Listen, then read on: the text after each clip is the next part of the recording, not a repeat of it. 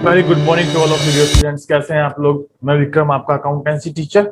जैसे कि आपको पता है, हमने चैप्टर नंबर 2 स्टार्ट कर लिया था, बेसिक अकाउंटिंग टर्मिनोलॉजीज। और इस चैप्टर के अंदर हम लोग देख चुके थे लर्निंग ऑब्जेक्टिव्स, कुछ मेजर की टर्म्स, की वर्ड्स, और साथ ही साथ हमने अपनी फर्स्ट क्लास के अंदर चेक किया था GST, goods and services tax के बारे में। होता क्या है, इसकी फीचर्स क्या है, इंपॉर्टेंस क्या है, कब इंप्लीमेंट हुआ, कितने प्रकार का जीएसटी होता है। ये सब बेसिक जो है ना, एक इंट्रोडक्शन हमने अपना जीएसटी के बारे में देख लिया था बेसिक अकाउंटिंग टर्मिनोलॉजीज के अंदर। आज हम लोग फर्दर और जो है बेसिक टर्मिनोलॉजीज डिस्कस करेंगे। चलिए स्टार्ट करते हैं अपनी आज की क्लास को। लीजिए chapter 2 theory base of accounting, accounting terminologies, जिसमें कि हम डिफरेंट काइंड ऑफ जो है लर्निंग ऑब्जेक्टिव देख चुके थे। लर्निंग ऑब्जेक्टिव के बारे में बात की जाए तो ये सब हमने पॉइंट्स चेक किया, और उनमें सबसे मेन पॉइंट जो था, सबसे पहला point, goods and service tax कितने प्रकार का होता है, कैसे कैसे इंप्लीमेंट होता है, with in the state transaction होती है तो हम क्या चार्ज करते हैं, विद आउटसाइड द स्टेट जब ट्रांजेक्शन होती है तो हम कैसे जो है ना जीएसटी इंप्लीमेंट करते हैं, इनके बारे में हमने पढ़ा। आज हम लोग बेसिकली देखेंगे अपने कुछ main accounting terminologies further on, जिसमें सबसे पहली हमारी अकाउंटिंग टर्मिनोलॉजी रहेगी अबाउट द कैपिटल। कैपिटल क्या होती है?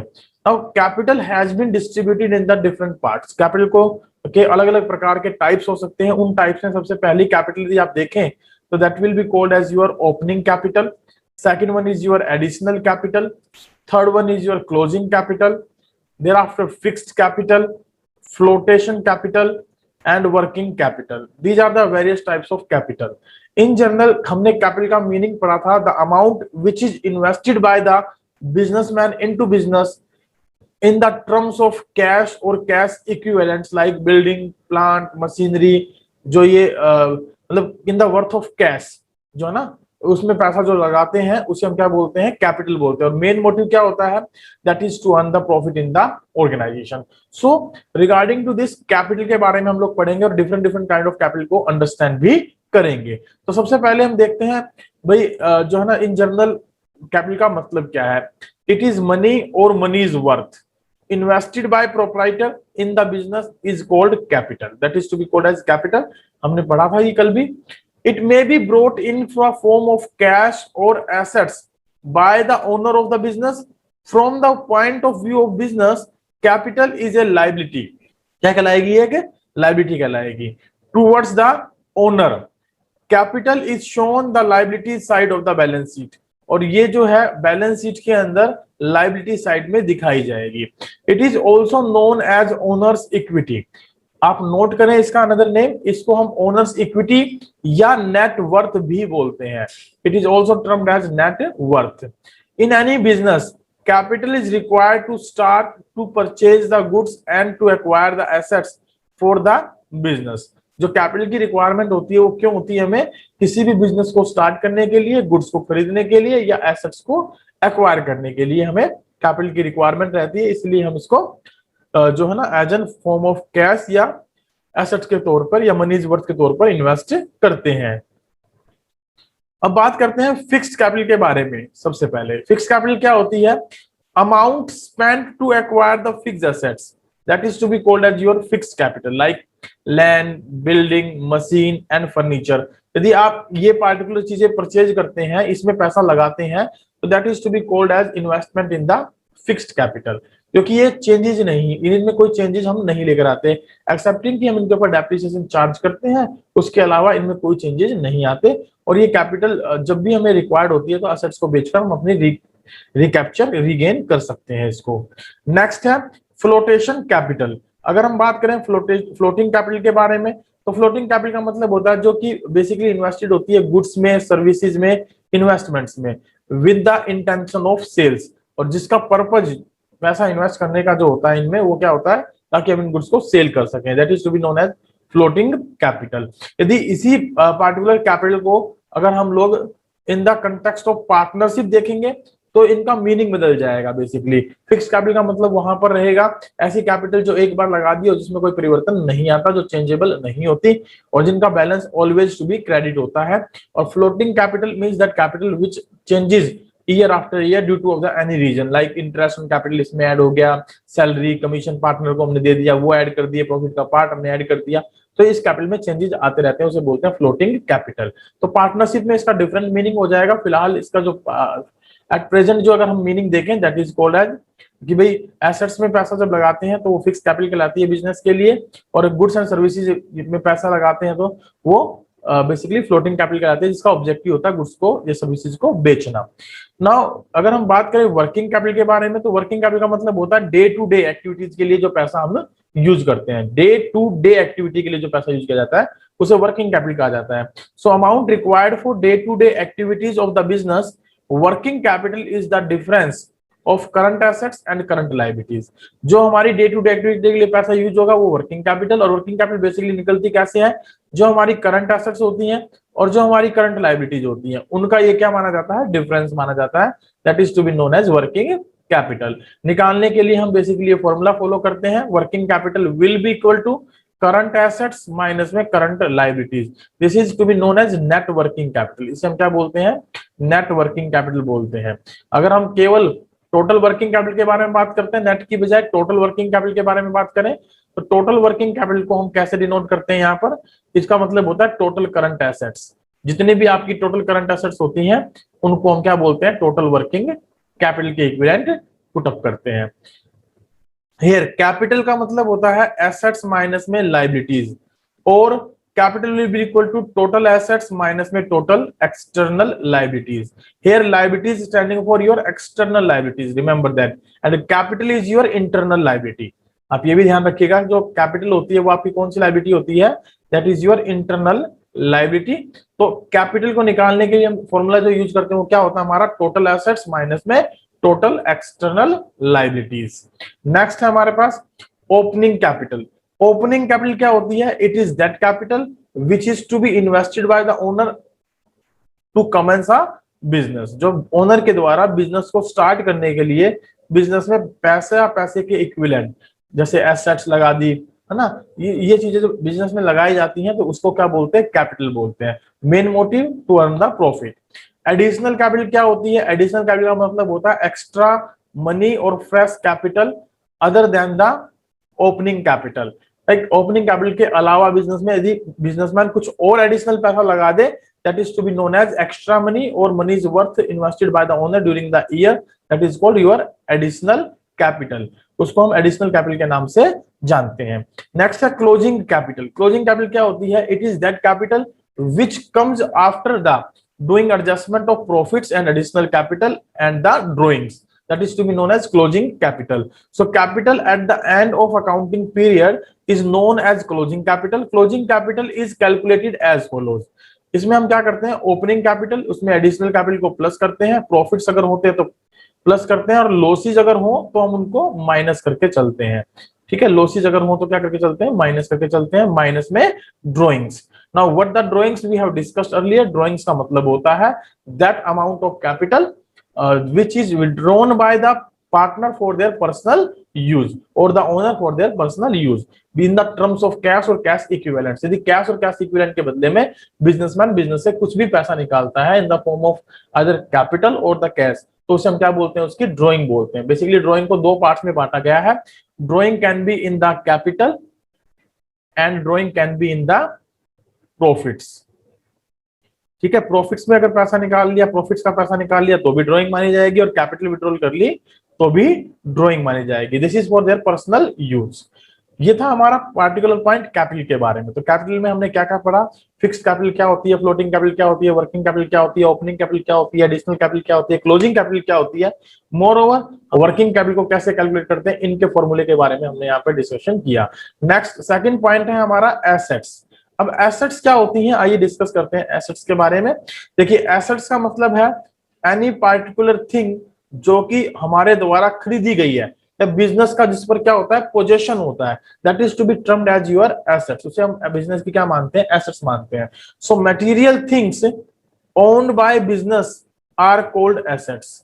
इन other words, any material thing which can be used for future activities of the business and belongs to the business is known as its assets। कोई भी ऐसी चीज या ऐसी मटेरियल थिंग जिसको कि बिजनेस ने परचेज कर लिया है, या जिसको कि बिजनेस फ्यूचर एक्टिविटीज के लिए यूज करता है, या जो बिजनेस से बिलोंग करते हैं, या जिसके ऊपर बिजनेस का पोजेशन होता है, अधिकार होता है, that is to be termed as the assets of the business.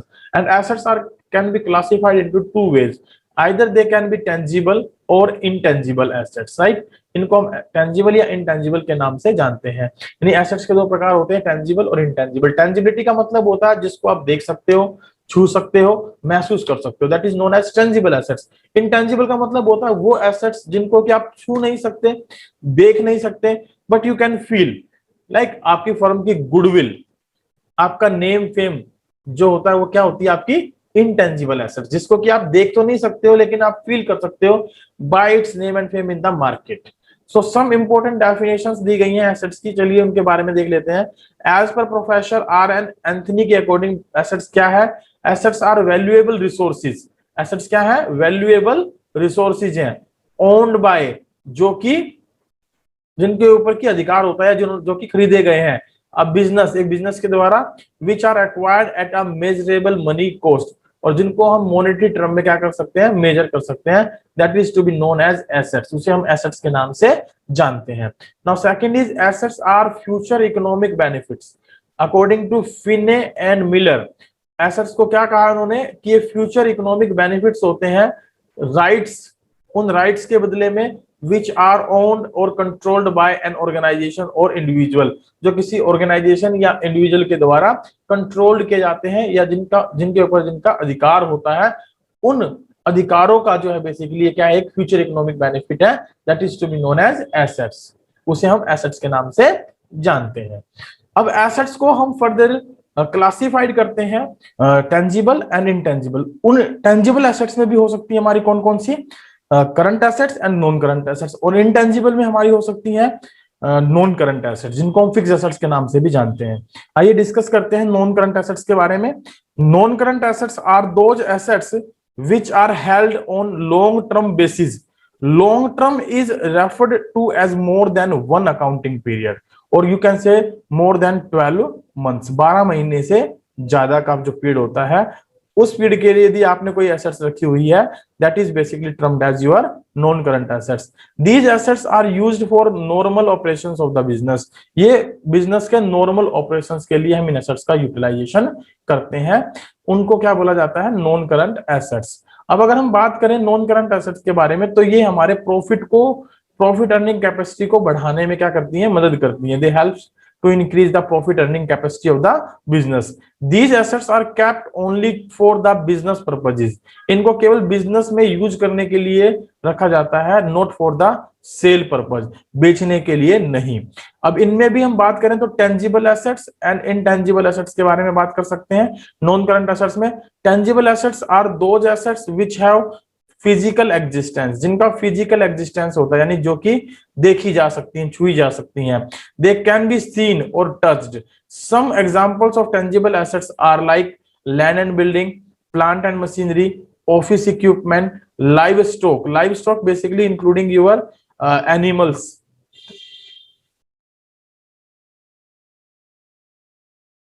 livestock basically including your animals, office premises, motor vehicle, furniture and fixtures, ये सब हम किस में शामिल करते हैं, अपनी tangible assets में। From this diagram you can identify the various types of tangible assets. Let us discuss about the intangible assets. अब intangible assets कौन सी होती हैं? Intangible assets are basically those assets which are do not have any physical existence, जिनका कोई physical existence नहीं होता, and they can not be seen और touch, ना तो जिनको देखा जा सकता और ना ही जिनको छुआ जा सकता। These assets help in earning profits, ये प्रॉफिट कमाने में ये भी हमारी क्या करती है, मदद करती हैं। Some examples of intangible assets are like your goodwill, computer software, copyrights, design and prototypes, mast and publishing titles, licence and franchisee, brands, trademarks, mining rights, patents, recipe, formula, prototype, etc. These all are your intangible assets. Examples of mastheads and publishing titles के बारे में पढ़ें तो जो magazines होती हैं, जो newspapers होते हैं, जो उनका फ्रंट पेज जो होता है या ऊपर जो टाइटल छपा हुआ होता है, या मैगजीन का जो कवर पेज होता है, that is to be known as masthead and publishing titles. उनको हम मास हेड या पब्लिशिंग टाइटल के नाम से जानते हैं, like Times of India, Indian Express, Indian Today, Forbes, ये हमारे मास हेड्स के नाम से जाने जाते हैं, राइट। ये कुछ एग्जांपल्स हमने पढ़े। Generally these assets are not purchased और sold in the open market. ये जो बेसिकली एसेट्स हैं, ये ओपन मार्केट में ना तो खरीदी जाती हैं और ना ही बेची जाती हैं। यदि इनको खरीदना या बेचना है तो it can be done only at the time of sale of the business. ध्यान रखिएगा, केवल जब बिजनेस को खरीदा या बेचा जाता है तभी इन एसेट्स को हम क्या करते हैं, खरीदते और बेचते हैं।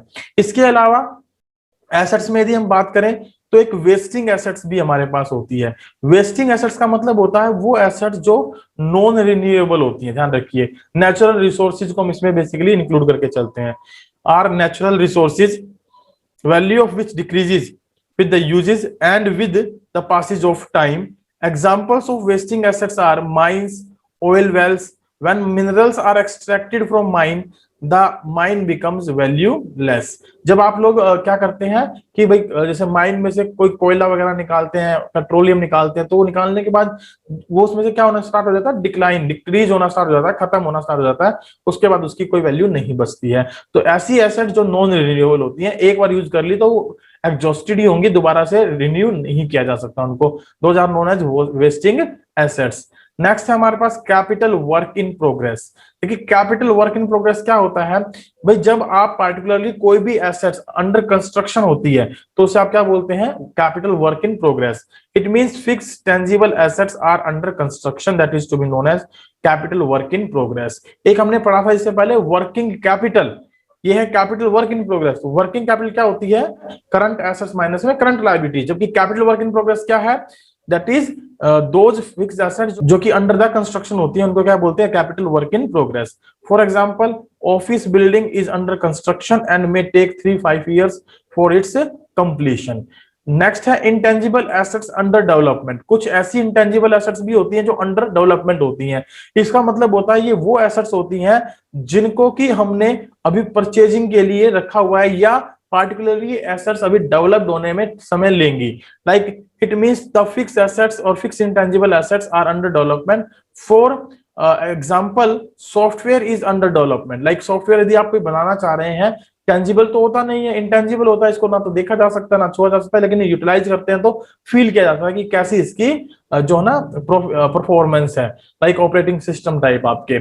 और may take 2 to 3 years of the full development. और ऐसे जनरली जो सॉफ्टवेयर होते हैं समय भी लेते हैं डेवलप्ड होने में, तो उनको हम क्या बोलते हैं, इंटेंजिबल एसेट्स अंडर डेवलपमेंट। उसके बाद नेक्स्ट है हमारे पास करंट एसेट्स। अब अगर हम बात करें करंट एसेट्स के बारे में, तो करंट एसेट्स कौन सी होती हैं, current assets are those assets which are held on short term basis, say for 12 months or less than 12 months. Short term is referred to as not more than 12 months or one accounting period, that is to be known as your current assets.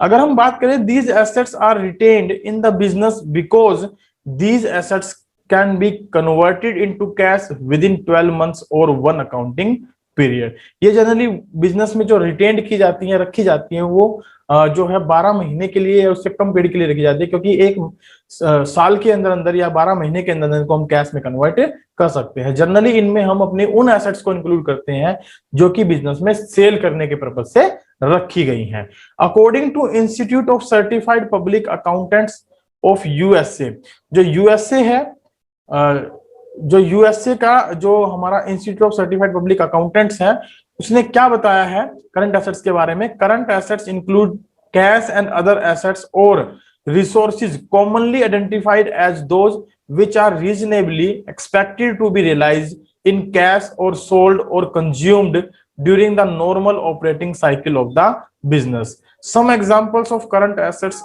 Are as follows.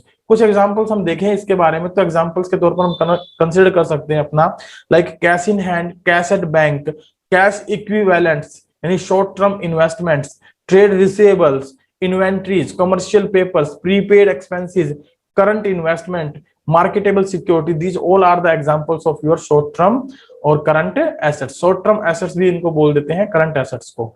सो इनमें हमने देखा कि current investment, inventory जिसमें कि raw material, work in progress, finished goods, stock in trade, stores, spares, loose tools, इन सबको शामिल करके चलते हैं। Trade receivable basically debtor plus BR, हमने ऊपर भी डिस्कस किया था। कैश एंड कैश इक्विवेलेंट्स में हम लोग शामिल करते हैं उनको जो विद इन द 3 मंथ्स या उससे कम समय में कैश में कन्वर्ट हो जाते हैं। Cash means cash in hand और कैश एट बैंक।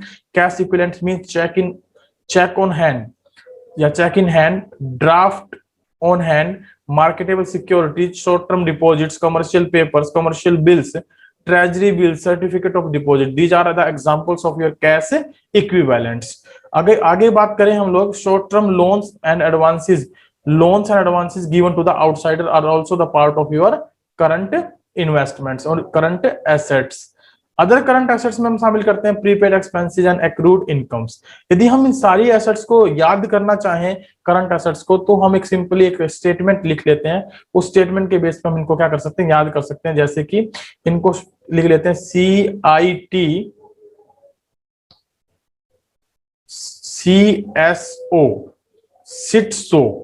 सिटसो का मतलब होता है, सी मतलब करंट इन्वेस्टमेंट, आई मतलब इन्वेंट्री, टी मतलब ट्रेड रिसीवेबल, सी मतलब cash and cash equivalent, S मतलब short term loans and advances, O मतलब अदर करंट एसेट्स। तो 6 प्रकार की हम ये एसेट्स इसमें शामिल कर सकते हैं।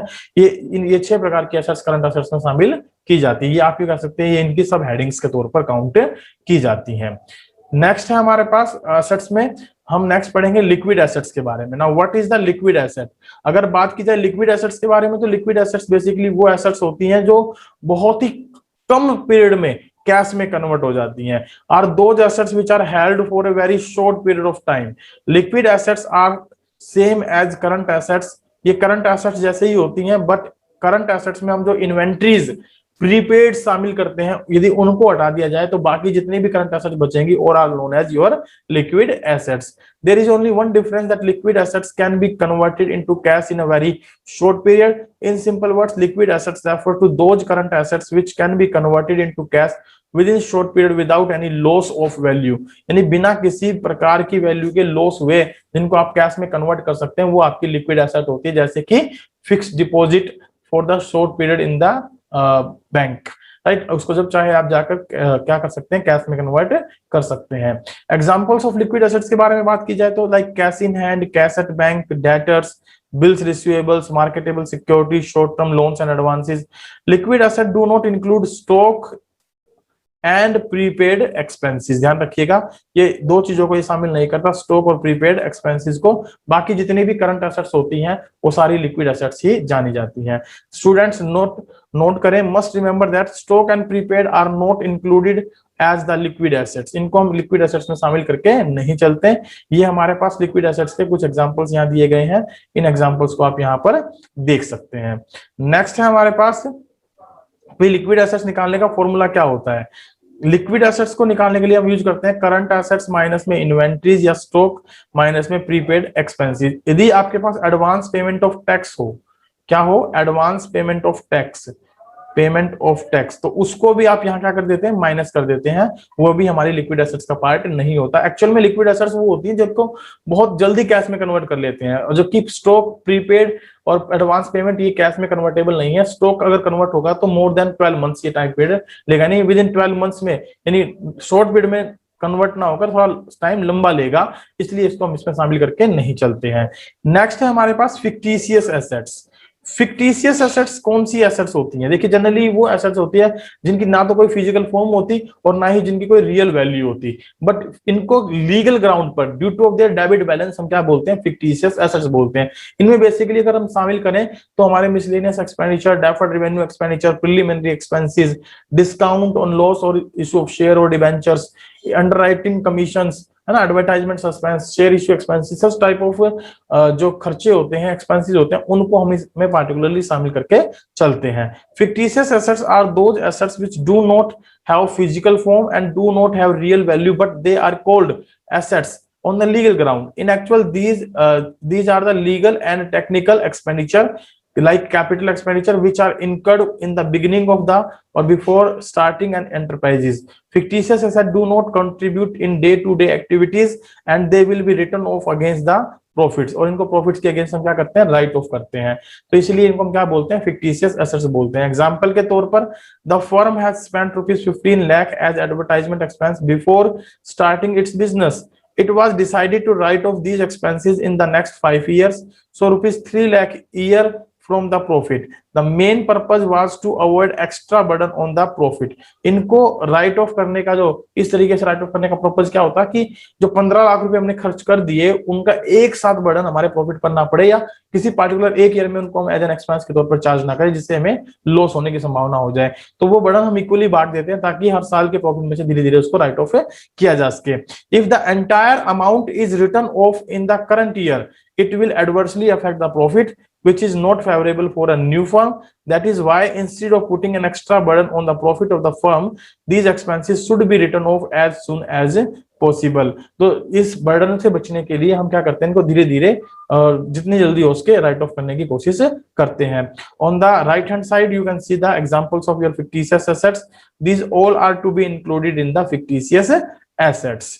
नेक्स्ट पॉइंट हमारा है लायबिलिटीज के बारे में, और आज का हमारा ये आखिरी टॉपिक रहेगा लायबिलिटीज का। लायबिलिटीज क्या होती हैं? लायबिलिटीज का मतलब होता है the amount payable to the outsiders और द ऑब्लिगेशन। इनको हम ऑब्लिगेशन बोल देते हैं। ऑब्लिगेशन जो कि हमें किनको देने होते हैं, बाहर वाले लोगों को अमाउंट जो कि पेड करनी होती है, that is to be termed as your obligations. The amount that a business owes to persons other than the proprietor. अगर प्रोप्राइटर से लेगा तो इंटरनल लायबिलिटीज, अदरवाइज प्रोप्राइटर के अलावा किसी और व्यक्ति से पैसा उधार लेता है तो that is called as liability और the obligation. In other words claims of the outsider against the business are called liabilities. जो बाहर वाले लोगों के बिजनेस के ऊपर जो क्लेम्स होते हैं उनको हम क्या बोलते हैं, लायबिलिटीज के नाम से जानते हैं। According to Fine and Miller, अगर फिने और मिलर की बात करें तो फिने और मिलर के अकॉर्डिंगली लायबिलिटीज क्या है, are the debts they are amounts owed to creditors. ये वो पैसा होता है जो कि हमने क्रेडिटर्स को पेड करना होता है। In simple words liabilities are the obligation और debts that a business will pay in the future. Note करें student must understand the meaning of internal liabilities and external liabilities here. As we have told earlier also, internal liabilities वो liability होती है जो businessman के प्रति business की liability होती है। जैसे कि कैपिटल बिजनेसमैन ने लगा दी तो कैपिटल की रीपेमेंट भी बिजनेस को करनी होती है when the business is to be closed, तो उसको बोलते हैं इंटरनल लायबिलिटी। तो एक्सटर्नल लायबिलिटीज वो होती हैं जो हमें बाहर वाले लोगों को पेड करनी होती हैं। So capital invested by proprietor is always an internal liability while other liabilities payable to the outsider like creditors, bills payables, loan are outsiders और द एक्सटर्नल लायबिलिटीज। आइए बात करते हैं डिफरेंट काइंड्स ऑफ लायबिलिटीज के बारे में। Liabilities में सबसे पहला पॉइंट हम रखते हैं नॉन करंट लायबिलिटीज के बारे में। लेकिन नॉन करंट लायबिलिटीज में बेसिकली हम 4 प्रकार के लायबिलिटीज को शामिल करके चलते हैं, जिनमें हम बात करते हैं LDOL। इसमें सबसे पहले जो हमारी एल आती है that is standing for long term borrowings, D for deferred tax liabilities net, O for other current non current liabilities and L for long term provisions. So non-current liabilities are those liabilities which are payable in the long period। ध्यान रखिएगा जो long period में क्या होती हैं, payable होती हैं, उनको क्या बोलते हैं, लॉन्ग टर्म लायबिलिटीज, और आफ्टर 12 months और 1 year। Example of non current liabilities are capital, long term loans, debentures etcetera. अब कैपिटल जो है वो किसका पार्ट होता है, हमारा इंटरनल लायबिलिटीज का, और लॉन्ग टर्म लोन्स और डिबेंचर्स आउटसाइडर लायबिलिटीज का, जिनको लॉन्ग टर्म बोरोइंग्स में हम शामिल करके चलते हैं। करंट लायबिलिटीज कौन सी होती हैं, इनमें भी हम 4 प्रकार की लायबिलिटीज को शामिल करके चलते हैं, जिनमें एस को शामिल करके चलते हैं। एस का मतलब होता है शॉर्ट टर्म बोरोइंग्स, ठीक है, मतलब ट्रेड पेबल्स, और मतलब अदर करंट लायबिलिटीज, ओ मतलब अदर करंट लायबिलिटीज, एस मतलब short term provisions. So current liabilities या शॉर्ट टर्म लायबिलिटीज वो लायबिलिटीज होती हैं जो within the year payable होती हैं या शॉर्ट पीरियड में पेबल होती हैं। Examples of current liabilities are creditors, bills payables, bank overdraft, short term loans, unaccrued incomes, other current liabilities etcetera are the part of your current liabilities. चलिए next है हमारे पास कंटीजेंट लायबिलिटीज एंड कमिटमेंट्स। चलिए बात करते हैं contingent liabilities and commitments के बारे में। कंटीजेंट लायबिलिटीज का मतलब होता है ऐसी लायबिलिटीज जो एक्चुअल में हमारी लायबिलिटीज नहीं है, but they can be near future due to of any cause. Like अगर मान लीजिए कंपनी पर किसी पार्टिकुलर दूसरी कंपनी ने केस कर दिया है due to of the dishonesty या कॉपीराइट इन्फ्रेंच, तो उस कंडीशन में क्या होता है कि जब तक कंपनी दूसरी केस जीत ना जाए तब तक वो हमारे लिए लायबिलिटी नहीं रहेगी, लेकिन उसको हम कंटीजेंट लायबिलिटी के नाम से जानेंगे। अगर कंपनी केस हार जाती है यानी जिसके ऊपर केस किया गया है वो कंपनी केस हार जाती है, तो definitely it becomes the liability of that particular company, और उसको वो लायबिलिटी पेड करनी पड़ेगी। इसका दूसरा एग्जांपल ले, मान लीजिए कि बिल्स रिसीवेबल जो अमाउंट होती है, बिल्स रिसीवेबल जब हम उसको बैंक से डिस्काउंट करवा लेते हैं, तो जिस व्यक्ति ने वो बिल हमें दिया था, यदि वो व्यक्ति उस बिल की पेमेंट टाइमली बैंक को नहीं करता, तो that will becomes the liability of the company, right. तो current liabilities are not actual liabilities when they are noticed, but in future these liabilities may become actual liabilities. Future events will decide whether they will be paid or not. That is why they are known as your current liabilities. Future events पर depend करता है कि हमें paid करनी पड़ेगी या नहीं करनी पड़ेगी, उनको हम क्या बोलते हैं, करंट कंटीजेंट लायबिलिटीज बोलते हैं, सॉरी कंटीजेंट लायबिलिटीज बोलते हैं। It can be understood through the following example: claim against the company or case pending in the court. If the company loses the case, only then the company will pay claim and it will become the liability of the firm. On the other hand, if company wins the case, in such a situation no liabilities arises. तो उस condition में कोई भी liabilities हमारी arise नहीं होगी। Note करेंगे, contingent liabilities को हम फुट नोट पर दिखाते हैं, बैलेंस शीट में शो नहीं करते। They are not to be shown in the balance sheet, they are to be shown in the footnote. Some examples of contingent liabilities are like claim against the company not acknowledged as debts, guarantees, estimated amount of contract remaining to be executed not provided for, that is to be known as your contingent liabilities. यहाँ पर guarantee को एक example के तौर पे आप अच्छे से समझ सकते हैं। मान लीजिए आप मार्केट से कोई भी फैन परचेज करके लेकर आते हैं और उसके बदले में आपको गारंटी मिलती है। अगर वो फैन खराब होगा, then only the company will be liable to repair it और रिप्लेस इट। अनटिल अनलेस अगर ऐसा कोई इवेंट नहीं होता कि वो खराब हो within the given time period, तो it will not be arises any kind of liability for the company, right. यहां पर एक छोटी सी बात आप और नोट करके चलिए, कुछ बेसिक से पॉइंट्स दिए गए हैं जो स्टूडेंट्स को के लिए बड़े ही इंपॉर्टेंट है और जिनके मीनिंग को समझना ज्यादा जरूरी है। There is my advice to all the students, please read the following questions carefully before you proceed further. जो पार्टिकुलर अब मैं क्वेश्चन आप लोगों के साथ डिस्कस करने वाला हूं, क्वेश्चनों को ध्यान से सुने, समझे और नोट करें, क्योंकि ये क्वेश्चन आपके लिए बड़े इंपॉर्टेंट है। इनके आंसर जनरली आपको कहीं पर भी देखने को नहीं मिलते, लेकिन हम आपके लिए ये क्वेश्चन के आंसर प्रोवाइड कर रहे हैं। कई बार ऐसे क्वेश्चन हमसे पूछ लिए जाते हैं। आइए देखते हैं ये क्वेश्चंस क्या हैं। सबसे पहला क्वेश्चन है आपका, व्हाट आर प्रिलिमिनरी एक्सपेंसेस। अब प्रिलिमिनरी एक्सपेंसेस होते क्या है, कई बार आपसे पूछ लिया जाता है, बताया जाता है कि ये फिक्टिशियस एसेट है, ये फिक्टिशियस एसेट, लेकिन एक्चुअल में है क्या। Preliminary expenses are those expenses which are paid before the commencement of a business. For example, registration fees paid to the registrar, expenses paid for printing the prospectus of the business, stamp duty and common seal expenses, cost of preliminary books of accounts are the part of your preliminary expenses. How they are to be treated, इनका treatment क्या होगा। यदि हम इनके treatment के बारे में बात करें तो preliminary expenses are shown in the asset side under the head fictitious assets or unamortized expense. A business firm will enjoy the benefit of these expenditure for a longer period. That is why these expenses are shown in the asset side. These expenses should be written off as early as possible against the profit available in the firm. In the case of registered companies, these expenses will be written off against the security premium or capital reserve or statement of profit and loss in the order. It means कि भाई पहले security premium का use किया जाएगा, फिर capital reserve का use किया जाएगा, फिर स्टेटमेंट ऑफ P&L का यूज किया जाएगा बड़ी कंपनीज के अंदर, लिस्टेड कंपनीज के अंदर इनको राइट ऑफ करने के लिए। अब बेसिकली अगर मैं बात करूं तो यहाँ सिक्योरिटी प्रीमियम रिजर्व का क्या मतलब होता है, यदि आप अपनी सिक्योरिटीज को मोर देन फेस वैल्यू पर इशू करते हैं तो that is to be termed as your security premium, right. Capital reserve क्या होता है, it is that part of profit which is earned by due to unoccasional events, like ऐसे event जो regular basis पर नहीं होते, उनसे यदि कोई प्रॉफिट हो जाए तो उस प्रॉफिट के पार्ट को हम यहाँ ट्रांसफर करते हैं, उसको बोलते हैं कैपिटल रिजर्व। लाइक एसेट्स बेच दिए, एसेट बेचने पर प्रॉफिट हो गया है, या शेयर्स को फॉरफिट कर ले तो उसका जो पैसा होता है उसको आप कैपिटल रिजर्व में क्या करते हैं, ट्रांसफर करते हैं। तो इस तरीके का जो प्रॉफिट होता है उससे हम क्या क्रिएट करते हैं, कैपिटल रिजर्व क्रिएट करते हैं। नेक्स्ट क्वेश्चन है, What are loose tools and stores and spares? Loose tools क्या है, stores and spares क्या है। देखिए loose tools के बारे में बात करें तो loose tools are the part of machinery which are used with the machinery and they cannot be used alone in the process of production. ये अकेले किसी पार्टिकुलर प्रोडक्शन प्रोसेस में यूज नहीं किए जा सकते, इनको प्रोडक्शन प्रोसेस के साथ ही यूज किया जाता है। इसलिए इनको क्या बोलते हैं, लूज टूल्स या छोटे जो है ना एक प्रकार की एसेट्स, ऐसी एसेट्स जिनका अकेला यूटिलाइजेशन पॉसिबल नहीं है, जिनमें हम नट बोल्ट्स को बेसिकली शामिल करके चलते हैं। They are not purchased with the purpose और resale. These tools are issued on the workers during the production process and after that they are taken back. Loose tools are shown as current assets in the balance sheet, but they are not liquid assets. Loose tools are having the short effective life. इनकी life क्या होती है, short effective life है। इनमें हम basically किनको शामिल कर सकते हैं, जैसे नट बोल्ट, चाबी, पाना, या जो इंस्ट्रूमेंट होते हैं ना जिनको हम बेसिकली प्रोडक्शन प्रोसेस में यूज करते हैं, वो भी इसके अंदर शामिल किए जा सकते हैं। नेक्स्ट है इसमें स्टोर्स एंड स्पेयर्स।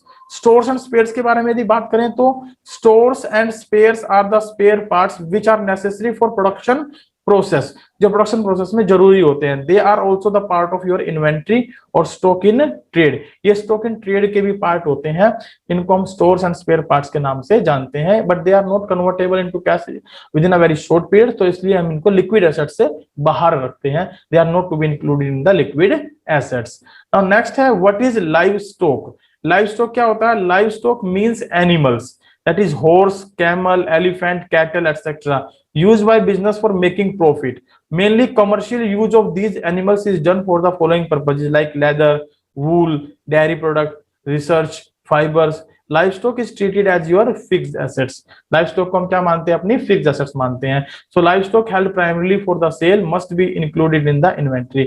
यदि आप इस बात को नोट करें यहाँ पर कि यदि लाइवस्टॉक को आपने सेल के पर्पज से रखा है तो ये आपका इन्वेंट्री का पार्ट बन जाता है, it will become the part of your inventory. Next point है हमारे पास what are the patents. Patents क्या होते हैं, देखिए पेटेंट्स का मतलब होता है वो लीगल प्रोटेक्शन जो कि इन्वेंटर्स को या इन्वेंटर्स जिसमें कि इन्वॉल्व होते हैं इन इन्वेंशन ऑफ एनी प्रोडक्ट और प्रोसेस, उनको दी जाती है। Only an invention can be patented but not a discovery. ध्यान रखिए केवल इन्वेंशंस को ही आप क्या कर सकते हैं, पेटेंट करा सकते हैं। डिस्कवरी यदि हुई है तो उसको आप पेटेंट नहीं करा सकते। लाइक यदि आपने मान लीजिए हिमालय की घाटियों पर जाकर किसी पार्टिकुलर जड़ी बूटी को डिस्कवर कर लिया तो वो that will not to be patented, वो एक नेचुरल है। अगर आप किसी प्रकार की कोई मेडिसिन इन्वेंट करते हैं तो दैट विल बी पेटेंटेड, उसको आप पेटेंट करा सकते हैं। एक patent gives its owners a monopoly right to make and sell or use the patented process of an invention for a limited period of time. Patents are shown under the fixed assets, fixed intangible assets in the balance sheet. So decrease in the value of patent is termed as amortization. ध्यान रखिएगा यदि intangible assets की value में किसी प्रकार की कमी आती है तो उसको आप क्या बोलते हैं, अमोर्टाइजेशन बोलते हैं। जबकि फिक्स्ड एसेट्स में यदि किसी प्रकार की कमी आए तो उसे क्या बोलेंगे आप, डेप्रिसिएशन बोलेंगे। नेक्स्ट पॉइंट है आपके पास what is copyright। Next point क्या है, what is copyright। Copyright provides the necessary protection to the authors, artists, publishers, composers, musicians, etc. In simple word, a creative person or business is protected through the copyright for a creative piece of work that is to be known as copyright। आप इसके बारे में patents, copyright, trademarks के बारे में detail से पढ़ेंगे अपने 11th क्लास के बिजनेस स्टडीज का जो आपके में चैप्टर आएगा, चैप्टर नंबर 8 है शायद, मुझे ध्यान नहीं, कंफर्म नहीं उसका नाम, उसमें आप इसको पढ़ेंगे। The holder of copyright may sell, lease and permit to copy part of और whole of his creation to one और मैनी इंडिविजुअल्स और companies on payment of specific fees against the use of material. So copyright is an intangible asset and decrease in the value of copyright is also known as amortization। उसको भी आप क्या बोलते हैं, amortization के नाम से जानते हैं। Now what is trademark। Trademark क्या होते हैं, देखिए ट्रेडमार्क बेसिकली साइन होते हैं, सिंबल्स होते हैं, लोगोज होते हैं, पिक्चर्स होते हैं, कैची वर्ड्स होते हैं। लाइक अगर बात करें वुडलैंड, लिबर्टी, टाटा, ये क्या हमारे ट्रेडमार्क्स हैं। Trademarks helps the customers in identifying and distinguishing A product from the others. Basically ये क्या करते हैं, हमारे प्रोडक्ट को दूसरे प्रोडक्ट से डिफरेंट करने में हमारी मदद करते हैं और ज्यादा कस्टमर्स को अट्रैक्ट करने में भी हमारी मदद करते हैं। A firm can get it registered under the civil laws of country. Basically इसको हम रजिस्टर करा सकते हैं अपने जो सिविल लॉज होते हैं कंट्रीज के, उनके अंडर में। आफ्टर रजिस्ट्रेशन फर्म में retain the ownership for the use of trademark and can prohibit others from using them. Registration के बाद जो ट्रेडमार्क का ओनर होता है वो अपने ओनरशिप के तौर पर इसको रख सकती है फर्म, या फिर दूसरों को यूज करने से रोक सकती है। Trademark is also an intangible assets, और इसकी वैल्यू में यदि कमी आती है तो उसको भी आप अमोर्टाइजेशन के नाम से जानते हैं। One more is there, that is what are the office equipments. Office equipments play important role in the increasing of the office efficiencies. जो ऑफिस एफिशिएंसीज यानी ऑफिस की कार्यकुशलता होती है उसको बढ़ाने में ऑफिस इक्विपमेंट का बड़ा ही अहम रोल होता है। इनमें बेसिकली हम लोग क्या शामिल करते हैं, जैसे printer, computer, typewriter, calculator, photostat machine etcetera, ये सब इनमें हम शामिल करके चलते हैं। इनको ऑफिस इक्विपमेंट के नाम से जाना जाता है। Due to use and wear and tear, value of office equipment reduce every year which is termed as depreciation. क्योंकि ये टेंजिबल एसेट्स का पार्ट होता है तो इनमें जो भी कमी आती है उसको हम किसके नाम से बुलाते हैं, डेप्रिसिएशन के नाम से बुलाते हैं। तो ये हुई हमारी आज की जो मेजर ट्रांजेक्शन जो हमने डिस्कस की। In the next class we will continue with the business transactions. Business transactions क्या होती हैं, आइए एक बार रिकैप करते हैं हमने क्या क्या पढ़ा आज। अगर हम लोग देखें